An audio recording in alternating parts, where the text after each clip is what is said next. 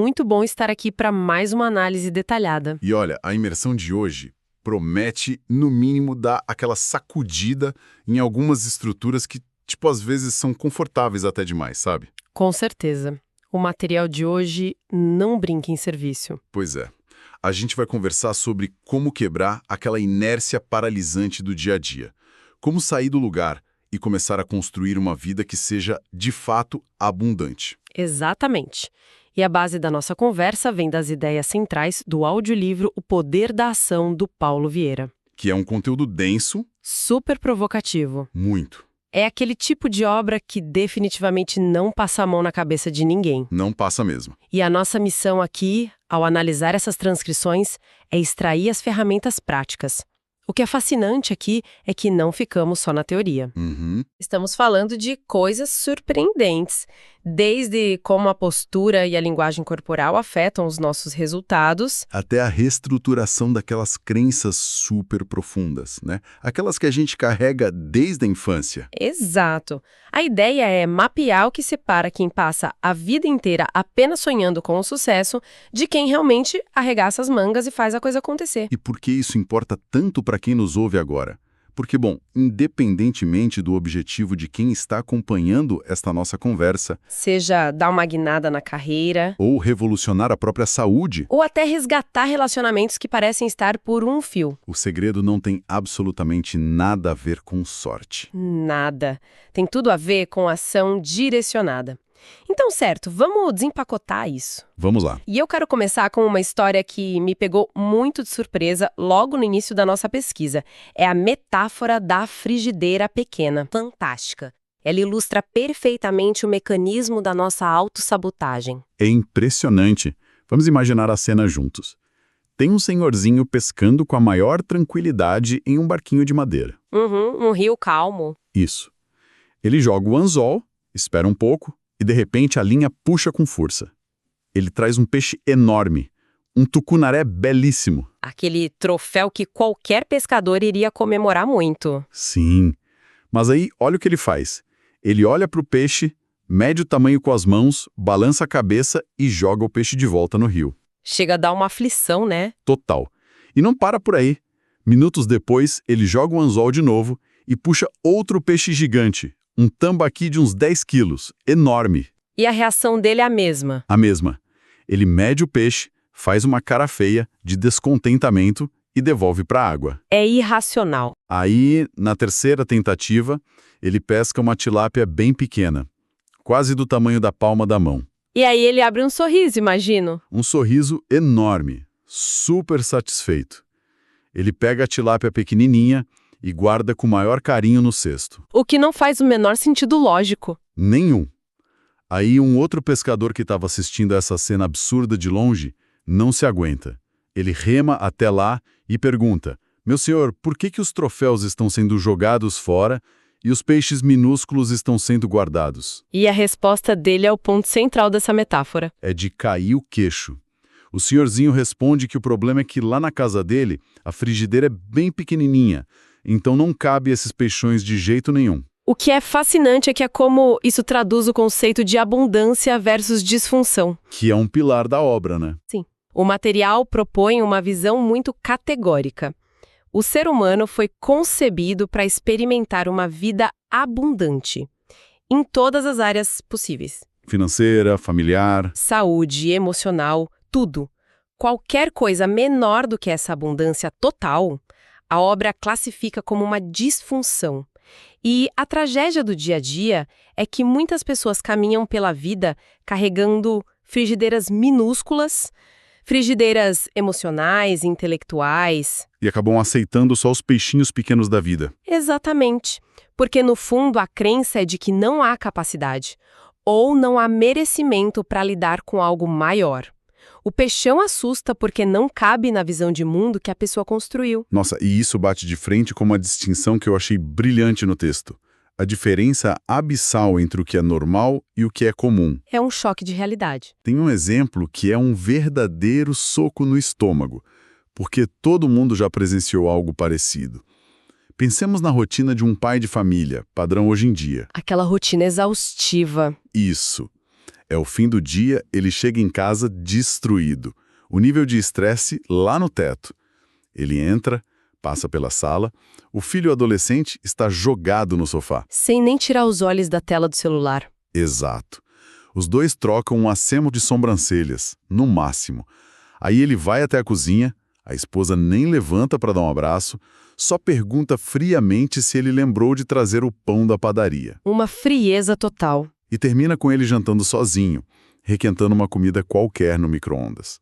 Depois, vai para o sofá, assiste um jornal cheio de desgraças, toma um remédio forte para conseguir apagar, acorda no dia seguinte, engole o café e vai brigar no trânsito de novo. E a provocação genial do autor é que ver essa cena, conhecer alguém que vive assim, é incrivelmente comum, mas não é normal.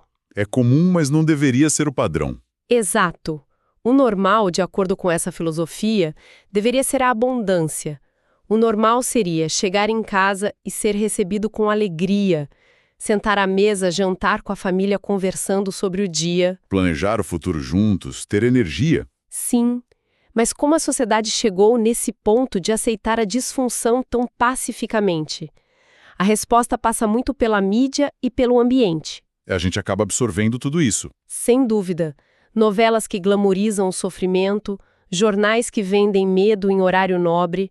As pessoas são bombardeadas por estímulos de escassez o tempo todo. E o cérebro vai ficando anestesiado. A mediocridade vira o padrão invisível. Mas vem cá, fazendo um pouco o papel de advogado do diabo.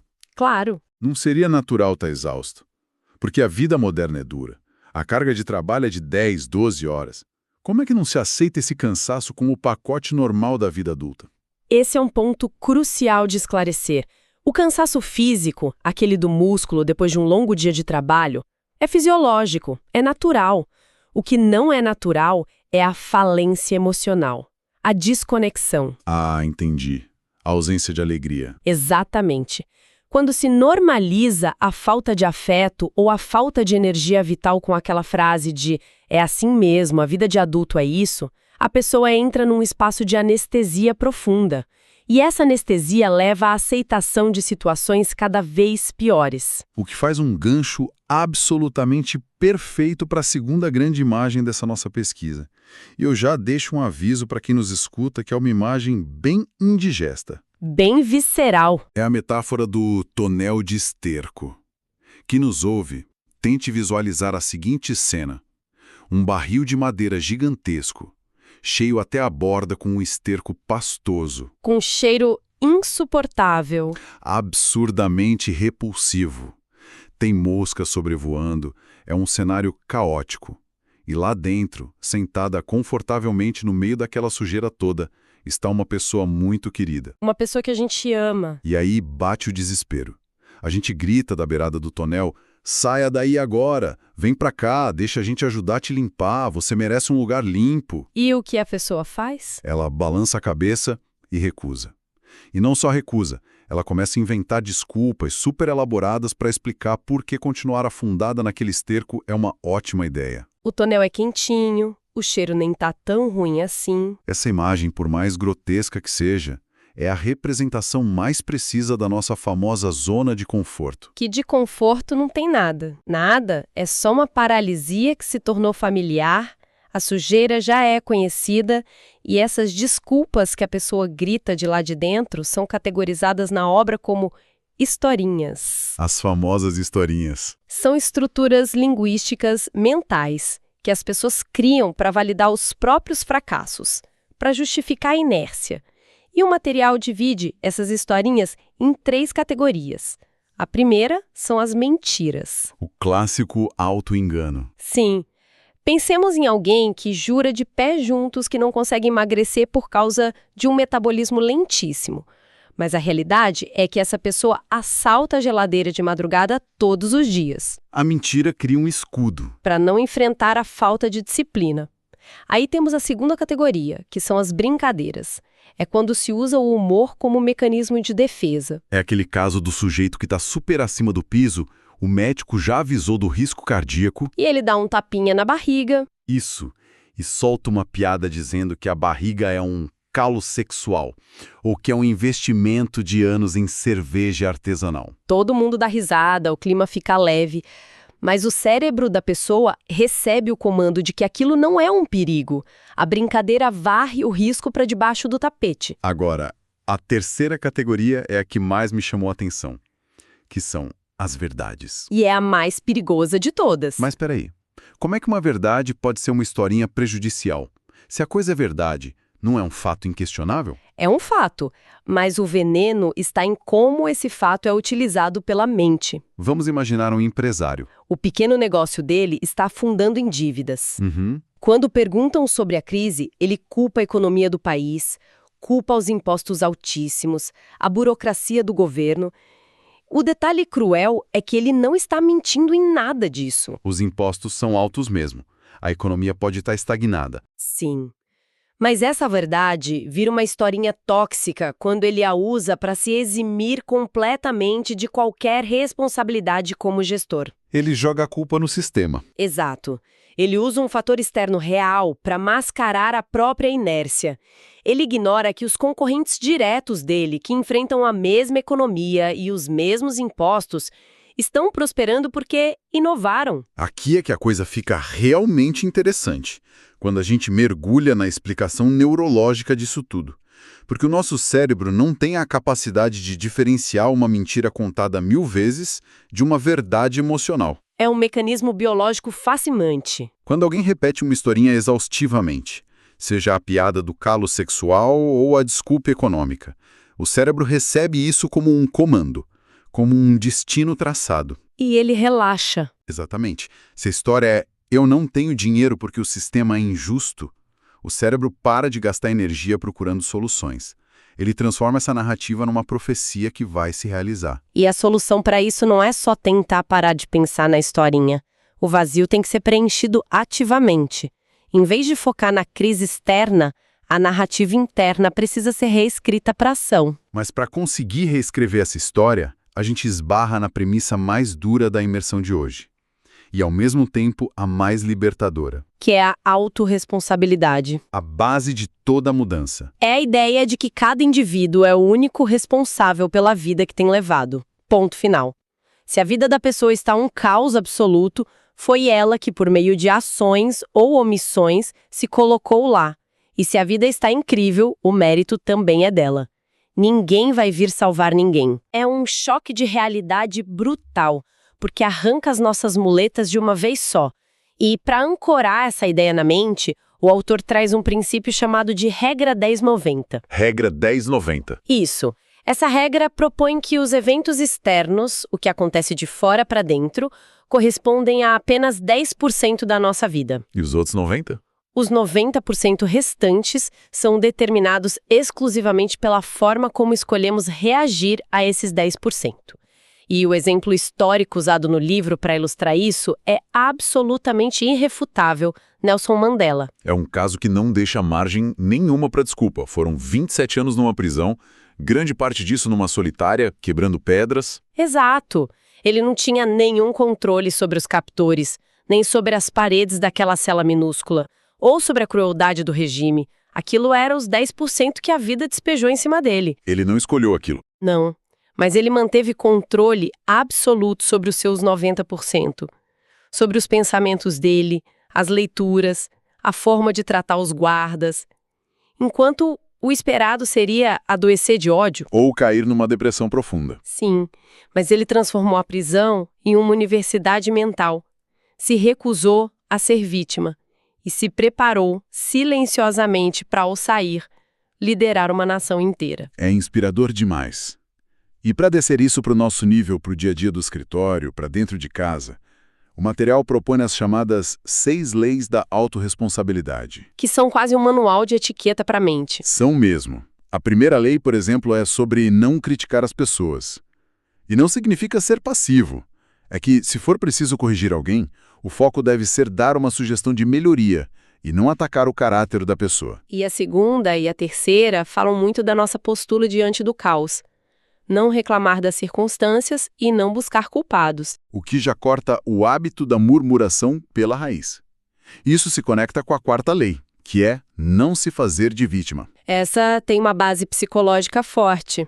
Aquele ciclo nocivo de pessoas que acabam desenvolvendo dores crônicas ou criando problemas o tempo todo só para atrair a compaixão e a atenção de quem está em volta. É uma forma meio disfuncional de mendigar afeto, né?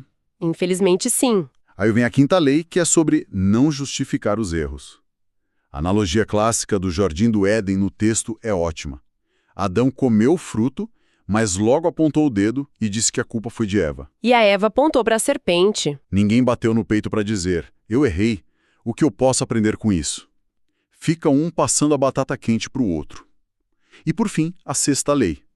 Julgar as atitudes, mas nunca as pessoas. Separar a identidade do indivíduo do erro que ele cometeu. Mas aí vem a grande dúvida olhando de fora. Na prática, no mundo real, onde os chefes são injustos e os boletos não param de chegar, aplicar essas leis muda alguma coisa de verdade? Muda o jogo inteiro. Se conectarmos isso ao quadro geral das empresas, há um relato impressionante no material. A história de um excelente gerente de uma rede de lojas. Ah, o cara que batia todas as metas. Ele mesmo. A equipe adorava ele. De repente, a empresa é comprada. Um novo supervisor assume e, simplesmente, demite todos os gerentes antigos para colocar os próprios amigos nas vagas. Uma injustiça corporativa clássica. Os puros 10% acontecendo na pior hora possível. A vontade da maioria seria processar a empresa, falar mal do supervisor para o mercado inteiro. Fazer um escândalo no corredor? Exato. Mas como esse gerente reagiu aplicando a autorresponsabilidade? Ele não criticou o supervisor, não espalhou fofoca, não se fez de coitado. Ele aplicou as leis. Ele aceitou os 10% e ligou o motor dos 90%. Focou em atualizar o currículo e estudar.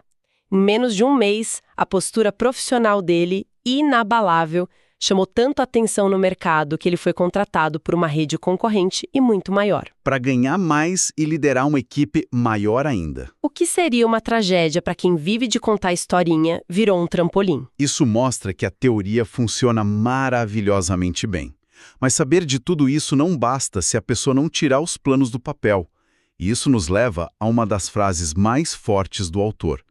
Tem poder quem age e mais poder ainda quem age certo. O foco na ação correta é vital. E me chamou a atenção a vulnerabilidade do próprio autor nesse ponto.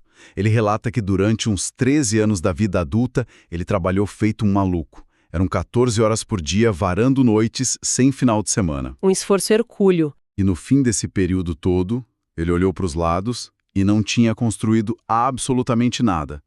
Nenhum patrimônio, nenhuma estabilidade. Só um desgaste físico e emocional.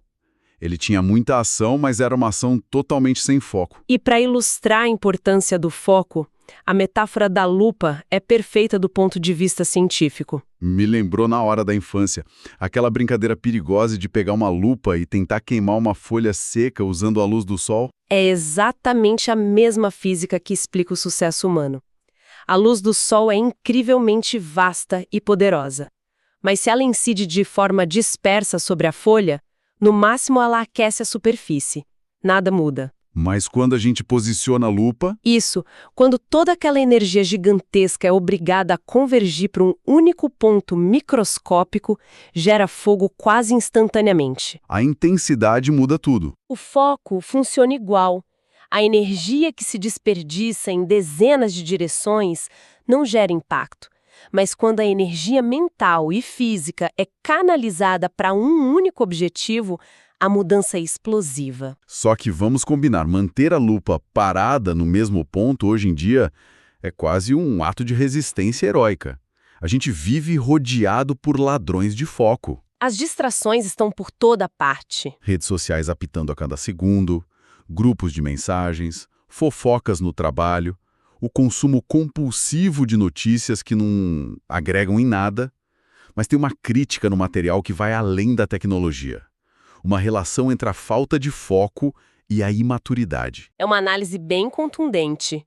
A dificuldade de manter o foco é comparada à imaturidade emocional infantil. Como assim? Pensemos nas crianças. Elas começam a brincar com o carrinho, de repente vem uma borboleta, largam o carrinho. Vem uma bola, já esqueceram a borboleta. O foco é sequestrado a cada segundo. Nossa, e os adultos fazem idalzinho com os projetos. Exatamente. A pessoa começa uma dieta na segunda, vê um obstáculo na quarta e para. Abre um negócio e desiste no primeiro mês com fluxo de caixa negativo. É operar na mesma frequência infantil de não sustentar o desconforto do processo. E para blindar esse foco, a sugestão prática do livro é a criação de uma agenda da vida extraordinária. Que é bem diferente de uma agenda de trabalho normal. Essa era a minha dúvida. Qual a diferença dela para uma agenda de aplicativo do celular? Uma agenda comum geralmente é reativa. Ela serve para anotar as reuniões que outras pessoas marcaram, prazos de boletos, cobranças. A agenda da vida extraordinária é proativa. Nela, a pessoa bloqueia horários inegociáveis para aquilo que constrói a abundância. Os próprios objetivos? Sim. Se a saúde é prioridade, o horário da academia está lá como um compromisso inadiável com o próprio corpo. Se a família é o pilar, existe um bloco no final de semana só para brincar com os filhos, longe do celular. Se a pessoa não agendar a própria abundância, os ladrões de foco vão consumir aquele tempo vazio. Isso exige uma energia tremenda, uma intencionalidade absurda, e é incrível notar como tudo isso culmina na nossa biologia, no nosso próprio corpo físico. O texto traz uma máxima poderosa: a emoção se aloja na carne. Essa é a parte em que a ciência valida a teoria, a biologia do comportamento. Tem aquela menção aos estudos da Amy Cuddy, lá de Harvard, mostrando que a postura corporal muda a química do nosso sangue. O que me deixou de boca aberta foi a precisão matemática disso. A via de mão dupla entre mente e corpo. Exato. Os estudos mostram que se alguém fica apenas 2 minutos naquela postura clássica da Mulher Maravilha, em pé, pernas afastadas, mãos na cintura, peito aberto, o corpo entende que a pessoa está no comando da situação. E os hormônios respondem. A testosterona dispare, que é o hormônio ligado à confiança e à ação. E o cortisol, que é o do estresse, despenca. Não é só pensar positivo. O corpo cria um ambiente químico perfeito para partir para a ação. E a aplicação disso vai além de ficar numa postura estática. Envolve também a comunicação verbal afirmativa. Aqueles exercícios de celebração, né? Sim, cerrar os punhos e dar um grito de yes para comemorar uma vitória. A lógica neurológica por trás disso é que, se o corpo está vibrando numa fisiologia de poder e vitória, a mente não consegue processar pensamentos de derrota. O corpo meio que força a mente a mudar de canal. Exatamente. Então, o que tudo isso significa na prática? Como é que a gente empacota essa biologia, o lance da lupa e as leis da autorresponsabilidade para o uso diário? O grande segredo para orquestrar tudo isso é o auto-coaching. Assumir o controle do próprio diálogo interno. E para isso, o material sugere a implementação das PPS, Perguntas Poderosas de Sabedoria. Dá um exemplo prático para quem está nos ouvindo da diferença entre uma pergunta comum e uma dessas perguntas poderosas. Vamos imaginar alguém com dívidas, passando por uma dificuldade financeira severa. A pergunta automática costuma ser: meu Deus, será que eu vou conseguir pagar o aluguel no fim do mês? Que é uma pergunta que gera pânico imediato. Porque quando o cérebro ouve isso, o sistema de ativação reticular dele foca no problema. Ele vai buscar escassez, o medo de faltar dinheiro, é totalmente paralisante. E a pergunta poderosa faz o quê? Ela muda o foco para a solução. Em vez da dúvida desesperadora, a pessoa se pergunta ativamente: o que eu preciso aprender ou fazer ainda hoje para aumentar a minha renda em 30% nos próximos meses? Ou quem eu vou me tornar durante o processo de alcançar a minha independência financeira? Nossa, muda completamente a chave. O cérebro começa a procurar oportunidades de negócio em vez de procurar motivos para ter insônia. E os resultados disso são reais, tem até o caso do próprio autor. A virada de chave na carreira dele. Ele começou a aplicar o auto-coaching na própria rotina. Em vez de perguntar por que estava trabalhando 14 horas, ele usou as perguntas de sabedoria sobre como otimizar o tempo e aumentar o valor gerado. O resultado foi rápido. Muito. Em questão de meses, as decisões estratégicas fizeram ele quadruplicar o valor das consultorias dele. E o principal, reduziu o tempo viajando e conseguiu garantir a presença em casa com a família. O que ele tinha colocado na agenda extraordinária dele se cumpriu. a abundância agindo em todos os pilares. Para amarrarmos todas essas engrenagens que exploramos hoje, o roteiro para quebrar a inércia é muito claro. Começa com a coragem de parar de contar historinhas no tonel de esterco. Assumir os 90%. Abraçar a autorresponsabilidade absoluta pelas reações.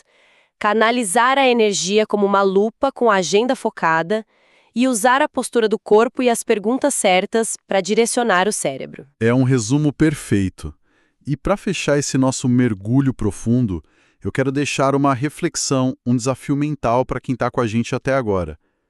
Pensemos no seguinte: Uma provocação forte. se um observador, completamente invisível e imparcial, se sentasse no canto da sala da sua casa e ele passasse uma semana inteira só observando, em silêncio absoluto, Sem ouvir justificativas, nenhuma, ele só analisaria as ações diárias, a postura corporal, onde o foco está sendo gasto e como a agenda está sendo conduzida por quem nos escuta.